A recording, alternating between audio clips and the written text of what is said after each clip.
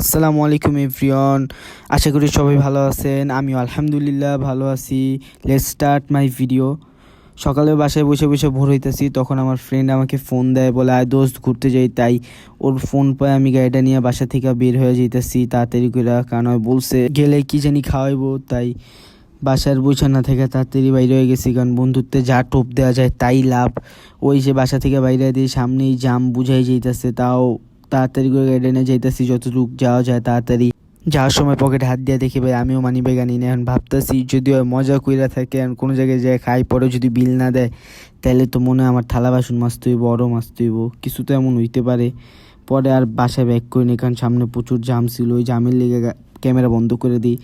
প্রায় 10 মিনিট পর জামে বইসা থাকার পর আবার ক্যামেরা অন করে একটু দেখাইলাম ভাই জামের কী অবস্থা। ওই দিক দিয়ে রুট কাটছে, তাই এক লেনে যাইতে হয়। এখানে প্রায় 15 থেকে 20 মিনিট ভাই বাইক নিয়েই বসে আছি, মানুষ হাঁটার পর্যন্ত রাস্তা নাই। পরে এখানতে খুব কষ্টে পার হওয়ার পর ক্যামেরা আবার অন করে এখান দিয়ে যাইতেছি, কারণ আমার বন্ধুরে বলছি 12টা 20-এর মধ্যে আমি থাকবো, তখন বাজে 12:30। তাই আর কোনো দিক না দেখা তাড়াতাড়ি করে বাইক চালাইতেছি, কারণ দেরি হইলে হালায় হুদাই বক বক করবো। তাও দিয়ে এই জায়গায় টুকটাক জাম আছে ভাই, তাও ওই দিকটা কাটিং কুটিং খেয়া তাড়াতাড়ি যাইতে পারি, কারণ ওই দিক অত বড় জাম লাগে না। আর স্কুলও এতক্ষণে ছুটি দেয় নাই, তাই আমি আমার মতো করে যাইতাছি। পিছে দেখছি কিছু বন্ধু বান্ধব দাঁড়ায় আছে, ওরা কইলো সামনে বলে কয়েকজন দাঁড়ায় আছে পিজার মোড়ে। সো আমিও তাড়াতাড়ি করে যা গাড়ির এই হ্যান্ডে ঢুকাই দিতেছি যাতে গাড়িটা রাখতে পারি।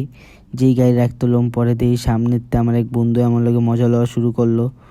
এই জয় আইসে হালায় মজা লইতেছে, কয় আমি বলে অনেক বড় ব্লগার, এই সেই একটু পচাইলো মাইসের সামনে, তাও কিছু কইলাম না। যতই হোক বন্ধু বন্ধু প্লাবন তোমার ক্যামেরায় রাখছি। একটু পর দিয়ে আমার এই বন্ধু এসে মাহিন, প্রেমিক পুরুষ, সে অনেক প্রেম করছে জীবনে, তার অনেক কষ্টের কথা কোনো একদিন বলবো না। এখন সে বলতেছে সে একটা ব্যাংক কিনছে, ঈদে গার্লফ্রেন্ড লয়ে ঘুরতে যায় বই উপলক্ষে। সো কিছু আর করার নাই। ওর কথা শুনে আমি হাসলাম, পরে গাড়িটা লয়ে তাড়াতাড়ি বাইরে হয়ে গেলাম গা। ওই ফোন দিয়ে আমার আনাইছে ফাউ এই রোদের ভিতর ভাই, বহুত গরম। বসার পরে ভাই যে একটা স্যাক খাইলাম ভাই সিটে, কিছু করার নাই আর। এই কষ্ট লয়ে গাড়িটা ঘুরাইতেছে তাড়াতাড়ি কইরা, এই জামের মধ্যে ধরলে কোনো না কোনো জায়গায় তো যাইতে হইবই, তাই আর কি করার, ওর লয়া জায়গা আমার পিছে বলে পরে গাড়িটা ঘুরাইতেছি। গাড়ি ঘুরে এলাম, পরে দিয়ে হয় কইতাছে দোস্ত ব্যাংক কিনছি, ওই ব্যাংকে টাকা জমাইতেছি, ঈদের পর গার্লফ্রেন্ড লয়ে কোনো না কোনো জায়গায় যাম। পরে আমি বললাম দোস্ত তোর না ব্রেকআপ হয়েছে, পরে আবার কার লগে যাইবে, কয় না না মামা নতুন আর একটা ধর্ম দরকার হইলে তাও ঈদে ঘুরতে যাম।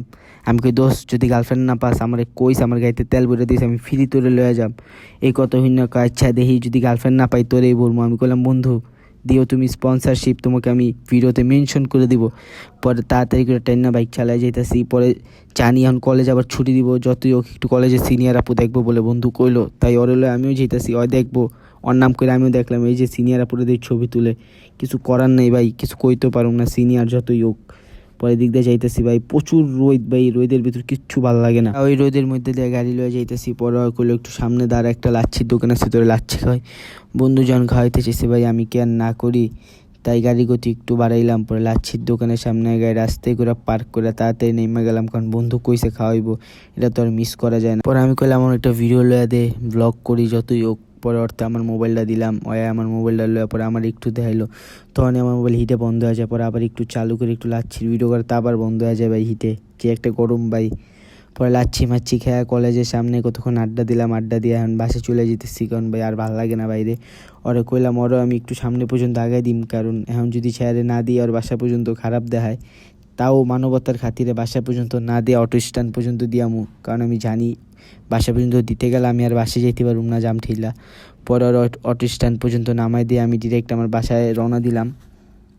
পরে আমার এলাকায় যে আমি আবার ক্যামেরা অন করলাম, কারণ এদিকে আমি ভিডিও অফ করে দিই, কারণ প্রচুর জাম বা এই রাস্তায়। ওই জাম পার করে আমি আবার আমার এলাকায় আবার ক্যামেরা অন করলাম, প্রায় বাসার কাছাকাছি পড়ছি। আজকে আমি বাসা উল্টা দিক দিয়ে যাইতেছি, প্রত্যেক দিন এক রাস্তা দিয়ে যাইতো, তাই উল্টা দিক দিয়ে গেলাম। একটু উল্টা হইলো ঘুরে হইলো, তো ওই দিক দিয়ে জাম নেই ভাই, কারণ ওই দিক দিয়ে গেলে বহুত জাম। পরে বাজার দিয়ে গেলে একটু ভিতর দিয়ে এলাম, 2 টাকার তেল যাক, তাও বা একটু নিশ্চিন্তভাবে এলাম, প্যারাহীনভাবে এলাম।